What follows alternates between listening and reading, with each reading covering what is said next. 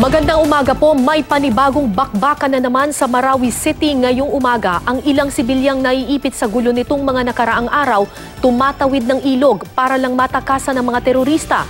Pero ilan sa kanila hindi nagtagumpay. Video ng pulong ni Abu Sayyaf leader Isnilon Hapilon at ng Maute Group bago umatake sa Marawi, lumutang. May-ari ng bahay kung saan daw ito ginanap, tukoy na ng AFP. Hapilon nakapuslit na raw mula sa Marawi ayon sa dalawang source ng GMA News. Pero militar, inaalam pa kung totoo ang impormasyon. Ilang sibilyan tumawid ng ilog para makatakas sa mga terorista. Isa sa kanila napatay ng sniper ng kalaban. 6 na construction workers sa ilog din dumaan pero 2 lang ang nagtagumpay. Yung isang kasama namin na lumungoy, nalunod, hindi na nakaya. Yung tatlo, Hindi pa namin hindi natin ma-confirm kung pinatay ba sila o binihag.